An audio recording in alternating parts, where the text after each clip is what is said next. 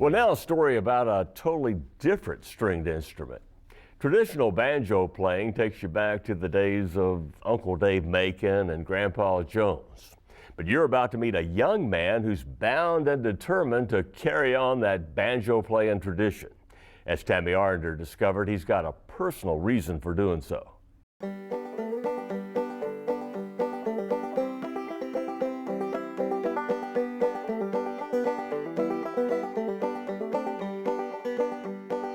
I got a pig home in the pen, corn to feed him on. All I need's a pretty little girl to feed him when I'm gone, to feed him when I'm gone. The hills of Humphreys County come alive with the sound of music each evening when Philip Steinmetz sits on his back porch.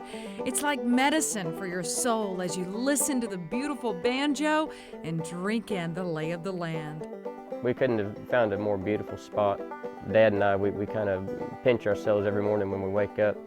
We have this view out here. We sit out on the porch and drink our coffee and watch the deer and the turkeys. It's what we've always dreamed of. It's wonderful to finally be up here and be where this music came from. Philip has come here to Middle Tennessee to follow a dream that was placed in his heart by his great uncle, who was none other than hee-haw and Opry star, the late Grandpa Jones. Philip was raised in Florida, but at the tender age of 11, Grandpa Jones came for a visit. The banjo legend ignited a passion in Philip when he let him play his banjo. He just showed me the lick. He didn't show me nothing up here, he just showed me. And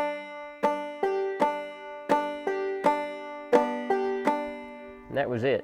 And he said, next time I come down, he said, I'm going to show you the rest of it. So he came down about 6 months later with my cousin Mark, his son. And Mark took me out in the motor home and he taught me 2 songs, Boil Them Cabbage Down in Cripple Creek.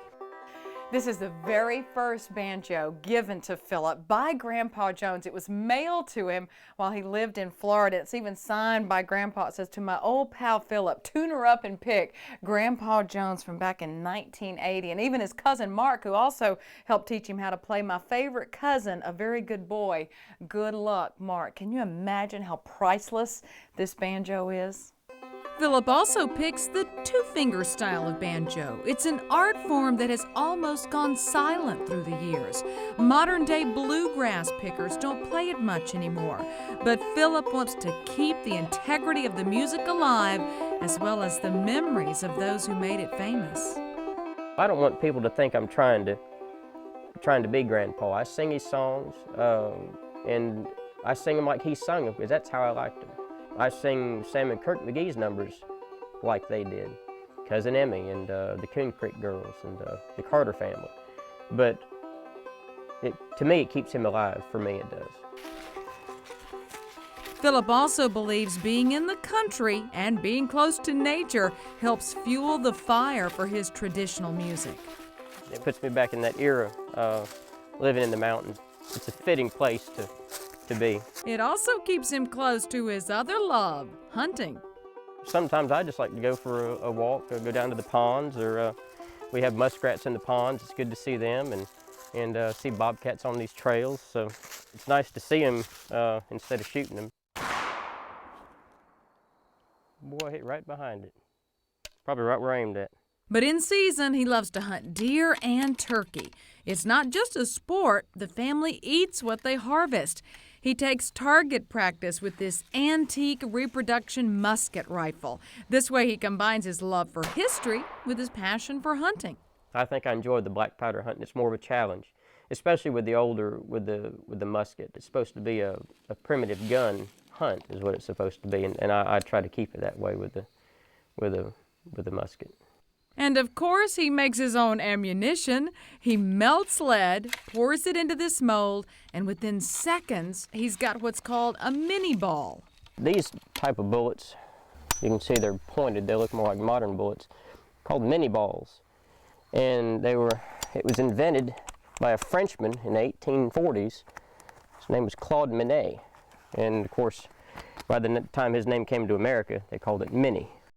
Philip also travels to Civil War reenactments, but now that he's pursuing his music career full-time and making ends meet as a tile setter, the reenactments are fewer and farther between. He spends more time on stage now than he does on the reenactment battlefield, and it's paying off.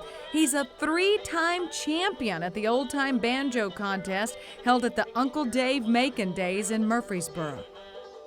This banjo is a A.C. Fairbanks White Lady number 7, and it was made in 1904.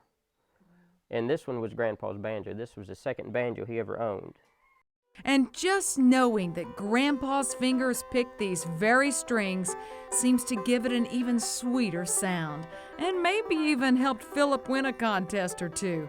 But for him, his real reward is knowing that Grandpa is looking down from heaven and smiling.